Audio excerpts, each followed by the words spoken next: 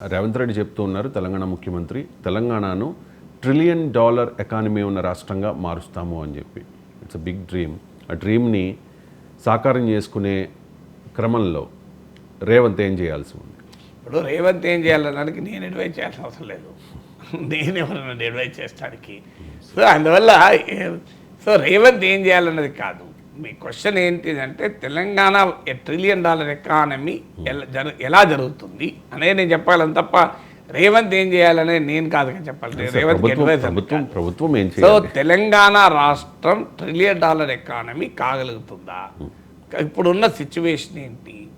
ఒకవేళ కావాలంటే ఎంత వేగంగా అభివృద్ధి చెందాలి, అలా వేగంగా అభివృద్ధి చెందటానికి ఏం చేయాలి అనేది చర్చ తప్ప రేవంత్ ఏం చేయాలి అనేది రేవంత్ చూసుకుంటాడు. రేవంత్ క్యాపబుల్ అడ్వైజర్స్, నా అవసరం లేదు ఆయనకు. సో ఆయనకు నా స్కిల్ యూనివర్సిటీకి ఆనంద్ మహేంద్ర లాంటి వాళ్ళు ఉన్నారు, ఫాక్స్కాన్ సీఈఓలతో కలుస్తున్నాడు. So Revanth has his own team of capable advisors కనుక ఆ జోలికి నేను వెళ్ళాను. సో మనకి ఇప్పుడు 2022-23లో తెలంగాణ జీడిపి నాకు గుర్తున్నంత వరకు సోషల్ ఎకనామిక్ అవుట్లుక్ ప్రకారం 13.13 lakh crores, అంటే రూపాయల్లో చూసుకుంటే 13 ట్రిలియన్ రూపీస్. దీన్ని డాలర్లుగా మనకు ఇప్పుడు $1 ట్రిలియన్ ఎకానమీ అంటున్నారు. అంటే సుమారు 6 నుంచి 6 రేట్లు పెరగాలి. అంటే క్విక్ లెక్కలు వేస్తే 6 to 7 times పెరగాలి. సో మీకు 2014లో తెలంగాణ వచ్చిన సమయంలో little over 5 lakh crores rupees ఉండే, 5 లక్షల కోట్ల రూపాయలు Telangana GSDP, gross state domestic product ఉండే, అంటే 5 ట్రిలియన్ రూపీస్ ఉండే. అది 12.6% పెరిగి on an average current prices ప్రస్తుత ధరల ప్రకారం ఏటా 12.6% పెరిగింది.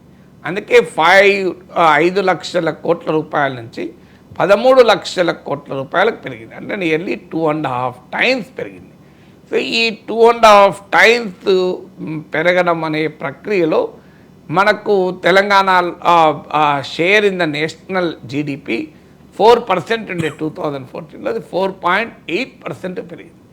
నిజంగానే $1 ట్రిలియన్ ఎకానమీ తెలంగాణ కావాలి అంటే అది 10 ఏళ్లలో భారతదేశమే $5 ట్రిలియన్ ఎకానమీ అని లక్ష్యం పెట్టుకుంది.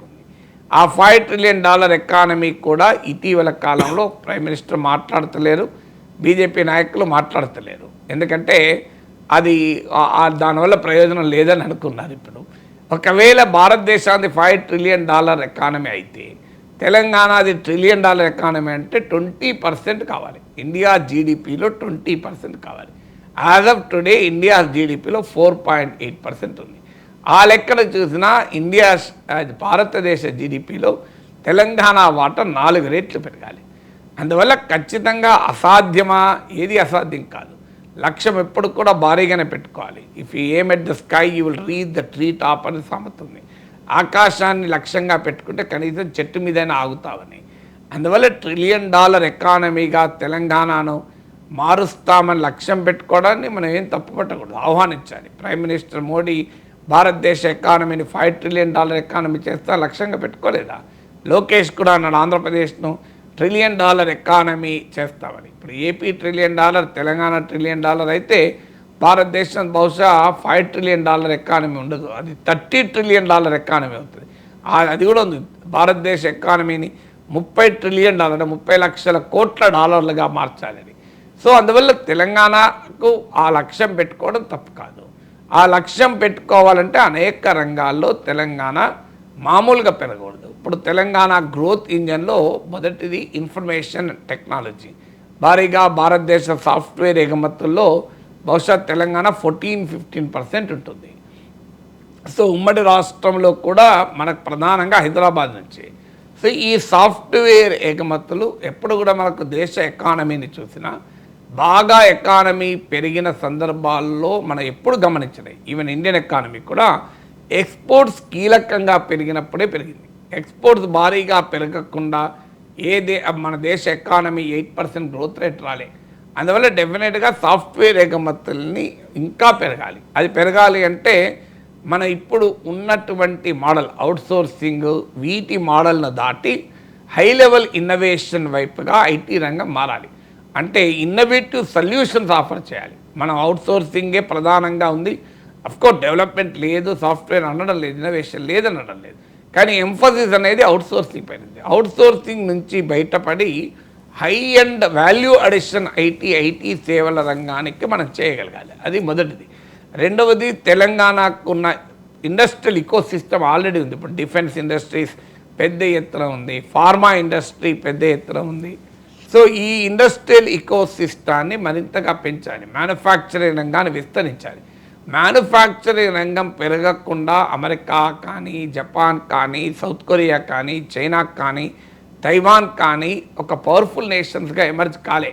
అన్ఫార్చునేట్లీ మన దేశంలో ఇప్పటికీ కూడా దేశ జీడిపిలో మ్యానుఫ్యాక్చరింగ్ రంగం వాటా తక్కువ. అందువల్ల మ్యానుఫ్యాక్చరింగ్ రంగంలో భారీగా తెలంగాణ పెరగాలి. అందులో micro, small and medium enterprises పెరిగితే ఇన్కమ్ డిస్ట్రిబ్యూట్ అవుతుంది, ఎంప్లాయ్మెంట్ పొటెన్షియల్ క్రియేట్ అవుతుంది. మూడవది, తెలంగాణను ఫుడ్ ప్రాసెసింగ్ హబ్గా చేస్తాం, అగ్రి బిజినెస్ హబ్గా చేస్తామని 10 ఏళ్ళుగా కేసీఆర్ చెప్తూ వచ్చారు. అది ఎంత జరిగిందో ఆ అంచనా వేసి తెలంగాణను ఒక ఫుడ్ ప్రాసెసింగ్, అగ్రి ప్రాసెసింగ్ హబ్గా ఎలా మార్చగలగాలి. ఎందుకంటే ఈ 10 ఏళ్లలో మనకు వాటర్ కూడా ఫెసిలిటీ ఇంప్రూవ్ అయింది కనుక, ప్యాడీ ప్రొడక్షన్ పెరిగింది, ఇతర ప్రొడక్షన్ పెరిగాయి కనుక అగ్రికల్చరల్ సెక్టార్లో వాల్యూ అడిషన్ జరగాలి. ఇప్పుడున్న అగ్రికల్చర్ అలాగే ఉంటే మనం లాభం లేదు. సబ్సిస్టెన్స్ అగ్రికల్చర్ వల్ల ఏ రాష్ట్ర ఎకానమీ పెరగదు. దాంట్లో వాల్యూ అడిషన్ జరగాలి. నాలుగవది, ఎడ్యుకేషన్ అండ్ స్కిల్లింగ్. ఇప్పుడు అందుకే స్కిల్ యూనివర్సిటీ పెడుతున్నారు, స్కిల్ డెవలప్మెంట్ ఫోకస్ చేస్తున్నారు. కానీ తెలంగాణ చాలా వెనుకబడింది విద్యారంగం. మీరు అది ప్రాథమిక, మాధ్యమిక విద్య నుంచి మొదలుకొని ఉన్నత విద్య వరకు వెరీ సీరియస్ క్రైసిస్ ఉంది. క్వాలిటీ అనేది చాలా పెద్ద ఛాలెంజింగ్గా ఉంది. మీరు ఎంత ఎకానమీ డెవలప్ అయినా స్కిల్స్ డెవలప్ కాకపోతే ఆ అవకాశాలు ఇక్కడ ప్రజలకు అందవు. స్థానిక ప్రజలు ఆ ప్రాస్పరిటీలో భాగం కావాలి అంటే హై క్వాలిటీ స్కిల్లింగ్ రావాలి. ఆ high quality skilling engineering college చూస్తే తెలంగాణలో మనకు బాధేస్తుంది. సో ఇంజనీరింగ్ పూర్తి చేసిన వ్యక్తి కనీసమైన ఐటీ పరిజ్ఞానం కూడా ఉండదు, బీటెక్ ఐటీ చేసొచ్చి ఆ రకమైన సిచ్యువేషన్ నుంచి బయటపడగలగాలి. సో ఓవరాల్గా ఎడ్యుకేషన్ మారకుండా లాస్ట్ 10 ఇయర్స్లో బాగా నెగ్లెక్ట్ అయిన రంగం విద్యారంగం. ఒక్క రెసిడెన్షియల్ స్కూల్ మినహా, ఒక్క రెసిడెన్షియల్ స్కూల్లో కూడా ఫస్ట్ ఫేజ్లో పెట్టిన స్కూళ్ళలోనే ఇన్ఫ్రా ఉంది, సెకండ్ ఫేజ్లో పెట్టిన స్కూళ్ళలో ఇన్ఫ్రా కూడా లేదు. సో ఎడ్యుకేషను, యూనివర్సిటీ స్టాండర్డ్స్ పడిపోయాయి. Quality of education, government school నుంచి పిల్లలు ప్రైవేట్ స్కూల్కి మారుతున్నారు. సో మీకు ఇంజనీరింగ్ ఎడ్యుకేషన్ అయితే హారిబుల్, మీకు కనీసమైన ఎంప్లాయబిలిటీ లేదు. ఇలాంటి పరిస్థితి మార్చకుండా తెలంగాణ $1 ట్రిలియన్ ఎకానమీ కాదు. సో దాన్ని పెంచగలగాలి. అలాగే అలైడ్ సెక్టార్స్, ఇప్పుడు మన కేసీఆర్ గొర్రెల పెంపకం చెప్పాడు, తెలంగాణ మీట్ని ఇంపోర్ట్ చేసుకుంటుంది కానీ మీట్ ఎక్స్పోర్టింగ్ కంట్రీగా పెరగాలి. సో అగ్రికల్చర్కి రిలేటెడ్గా ఉన్న ఫిషరీస్, ఫారెస్ట్రీ, ఈ అలైడ్ సెక్టార్స్, ఎనిమల్ హస్బెండరీ, వీటి పెరగాలి. ఇలా ఒక్కొక్క రంగాన్ని, ఇప్పుడు నేను టీవీ డిస్కషన్లో మనం మొత్తం తెలంగాణకు $1 ట్రిలియన్ ఎకానమీ కావాలనే బ్లూ ప్రింట్ ఎవరూ ఇవ్వలేము. కానీ ఒక సీరియస్ ఎఫర్ట్ కనుక జరిగితే సో $1 ట్రిలియన్ ఎకానమీ అనే లక్ష్యం పెట్టుకోవడానికి ఆహ్వానించాలి. ఈ లక్ష్యం సాధించడానికి ఏం చేయాలి, ఒక్కొక్క సెక్టోరల్ టార్గెట్స్ ఏంటి, ఐటీలో ఏం చేయాలి, ఫుడ్ ఎకానమీలో ఏం చేయాలి, మీకు అగ్రికల్చరల్ అగ్రి ఎకానమీలో ఏం చేయాలి, మ్యానుఫ్యాక్చరింగ్లో ఏం చేయాలి, ఇండస్ట్రియల్ సెక్టార్లో ఏం చేయాలి, ఎడ్యుకేషన్లో ఏం చేయాలి, స్కిల్లింగ్లో ఏం చేయాలి అనేది కాంక్రీట్ లక్ష్యాలు పెట్టుకోగలగాలి. అన్ఫార్చునేట్లీ ఇప్పుడు ప్రణాళికా బోర్డు లాంటివి ఉన్నాయి, కానీ ఆ ప్రణాళికా బోర్డులను సమర్థవంతంగా పనిచేయించడం లేదు. నిజంగా పనిచేయించగలిగితే ఈ బ్యాక్గ్రౌండ్ ఎఫర్ట్ అంతా వాళ్ళు చేయాలి. ఒక రీసెర్చ్ సపోర్ట్ ఉండాలి. గవర్నమెంట్ పాలసీస్కి ఇవాళ పరిశోధన లేకుండా పోయింది. ఇప్పుడు నాకు చూపెట్టండి, తెలంగాణ $1 ట్రిలియన్ ఎకానమీ ఎలా అవుతుంది, ఒక డాక్యుమెంట్ చూపెట్టండి, నీకు ఏ డాక్యుమెంట్ ఉండదు. రాజకీయ నాయకుల స్టేట్మెంట్ల వరకు ఉంటుంది. ఇప్పుడు ఆంధ్రప్రదేశ్ ఇప్పుడు ఒక విజన్ డాక్యుమెంట్ తయారు చేస్తూ అంటున్నారు. అదేదో 2047 విజన్ కాదు. 2047 దాకా ఈ పార్టీ ఉంటుందన్న గ్యారెంటీ ఏంటి?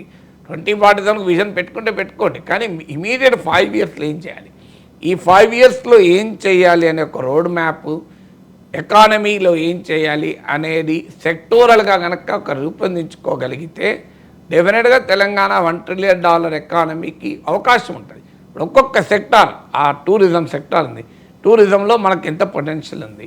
నేను చాలాసార్లు మాట్లాడాను, ఇప్పుడు వెడ్ ఇన్ తెలంగాణ లాంటి ప్రోగ్రామ్ ఇవ్వాలంటే ఇటీవల మినిస్టర్ స్టేట్మెంట్ చూశాను. సోమశిలలో మేము వెడ్డింగ్స్ సెంటర్గా టూరిస్ట్ సెంటర్గా పెంచుతామంటే చాలా సంతోషం అనిపించింది. మనం అంటే there is no dearth of ideas. తెలంగాణకున్న పొటెన్షియలే, ఆంధ్రప్రదేశ్కున్న పొటెన్షియల్ ఏం కొరత లేదు. సో ఆ పొటెన్షియల్ను మనం ఉపయోగించుకోవాలి. ఏ సెక్టార్లో ఏ రంగంలో అండర్ పర్ఫార్మెన్స్ ఉంది, ఏ రంగంలో మనం ఇంకా పెంచడానికి అవకాశం ఉంది, ఏ రంగంలో ఎక్స్పోర్ట్ పొటెన్షియల్ ఉంది, ఇతర రాష్ట్రాల్లో పొటెన్షియల్ ఉంది, ఏది సరైనటువంటి గ్రోత్ ఇంజన్, ఎక్కడ ట్రిగ్గర్ చేస్తే ఎకానమీ భారీగా పెరుగుతుంది. సో క్రియేటివ్ ఎకానమీ ఏంటి, ప్యాషన్ ఎకానమీ ఏంటి, ఎకానమీ అనేది ఇప్పుడు కొత్త రూపాలు కూడా సంతరించుకుంటుంది. ఓల్డ్ సాంప్రదాయ ఎకానమీ మోడల్ కాదు. సో హైలీ ఇన్నోవేషన్ డ్రివెన్ ఎకానమీగా తెలంగాణ ఎకానమిక్ ఇకో సిస్టమ్ పెరిగితే తప్ప $1 ట్రిలియన్ చేరుకోలేము. సో సాధారణ, ఎందుకంటే అది అడిషన్స్ కాదు, మల్టిప్లికేషన్ జరగాలి. ఎకానమీ పెరగాలంటే 6 రేట్లు 5 రేట్లు పెరగాలి అంటే చాలా హై ఎండ్ ఇన్నోవేషన్ అయితేనే చేయగలుగుతాం. ఒక రోబస్ట్ బిజినెస్ ఎన్విరాన్మెంట్ క్రియేట్ కావాలి. సో ఇలా ఒక అర్బన్ ఎకానమీ ఏం చేయాలి, స్ట్రీట్ ఎకానమీ ఏం చేయాలి, ఇలా ఒక్కొక్క సెక్టార్లో కాంక్రీట్గా what is the present situation, what is the potential, what is to be done and what are the opportunities అనే కాంక్రీట్ రీసెర్చ్ జరగాలి. అన్ఫార్చునేట్లీ ఆ పరిశోధన ఎక్కడా జరగడం లేదు. పొలిటికల్ స్టేట్మెంట్లు వరకు మాత్రమే పరిమితం అవుతున్నాయి. చూపెట్టండి, ఒక గూగుల్లో కొట్టండి, ఏదైనా ఒక డాక్యుమెంట్ దొరుకుతుందో దేనిపైన. So what is the potential for fishery sector in Telangana and Andhra Pradesh, what is the potential for poultry sector in Telangana and Andhra Pradesh, what is the potential for creative economy in Telangana Andhra Pradesh. మీరు కొట్టండి, ఏమైనా దొరుకుతుందో, ఏ సమాచారం దొరకదు. అంటే ఆ స్థాయిలో రీసెర్చ్ సపోర్టు లేదు. యూనివర్సిటీస్ ఉన్నాయి కానీ అక్కడ రీసెర్చ్ జరగదు. సెంటర్ ఫర్ తెలంగాణ స్టడీస్ అని పెట్టినాడు, తెలంగాణ స్టడీ చేసేవాడు ఉన్నాడు.